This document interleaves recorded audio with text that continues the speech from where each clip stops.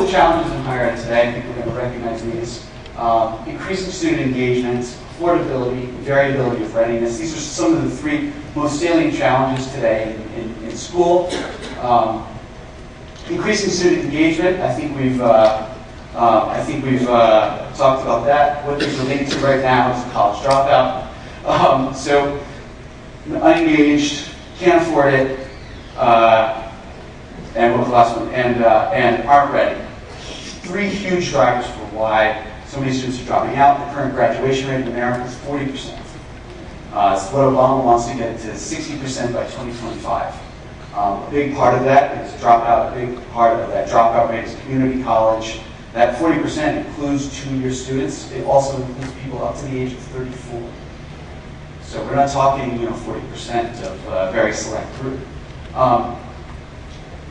Digital, I think we've talked, let's cycle back to this. Some of these digital learning environments, these digital stories and things like that, I think we've talked about how they're engaging. All of the things, we hear about engagement, and I fully believe in engagement, but I don't always know what it means. It's a very general term that isn't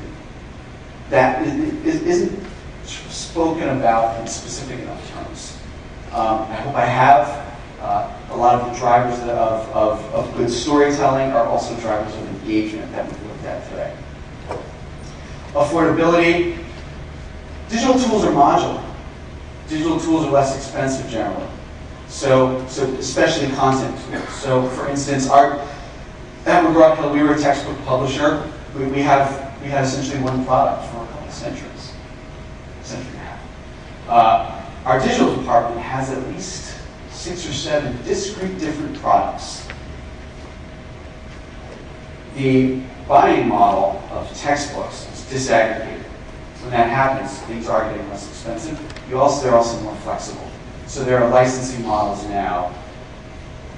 It's extremely important to me that we can offer cost-effective ways for students to get into college, for students to continue in college, and for students to finish college. And I also firmly believe that digital is one way to that.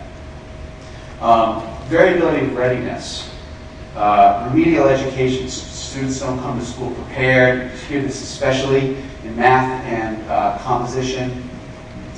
2 ways I think that we're addressing this in digital. One great way is that you can offer distance exams, pre-tests, and you can also remediate that way. So over summers, for the students that aren't ready, you can use digital learning tools in order to help prepare them for that.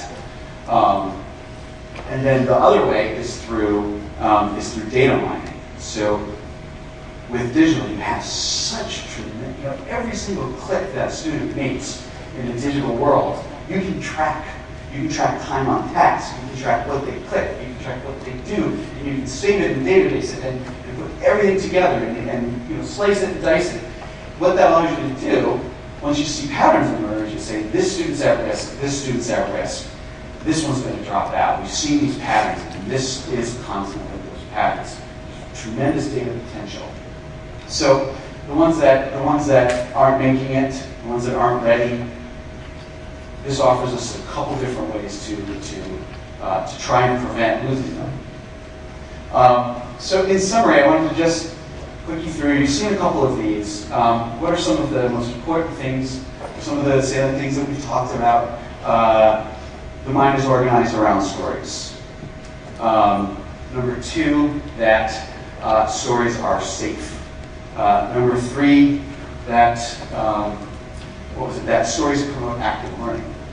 Number 4, that stories allow you to take on roles, they give you the opportunity to assume identities and engage in a bunch of different topics in a meaningful way.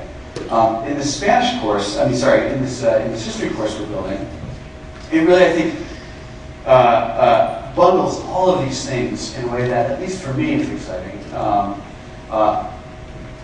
Students launch it rather than a traditional way of, okay, here's some content that you have to read. They're put into the Gulf of Tonkin incident. You're going to see, you're going to be in the battle in the Gulf of Tonkin.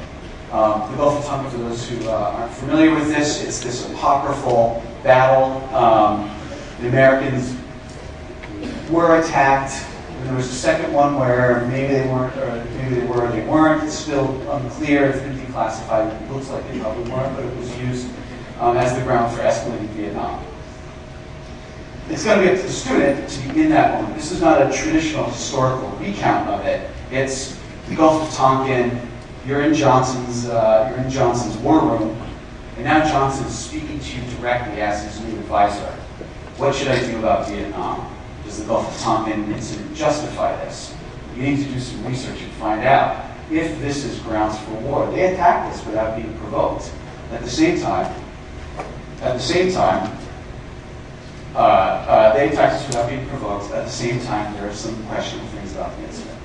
So we go through reports, and you'll see that we're exploring, we're experimenting. We have a Google map that they can interact with. Ultimately, here we see another example of safe experimentation where they get to click around and identify the themes.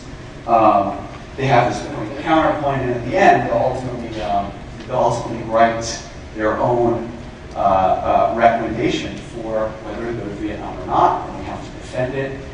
It's a deep, meaningful task. They're learning actively. It's driven by them. They have this toolkit that they can access. If some students want to revisit some of the things, they can, but they're not forced to. All of these things, I think, are embodied in an interesting way. The one thing about this, one last thing, and then I'll open it up for questions, is that being in the moment doesn't get you to think like a historian. So after this, we fast forward to today, and they have to then reflect. And again, that's the idea of role plays. Are you thinking like the people that are experts at a topic? And we're going to encourage you to see this here.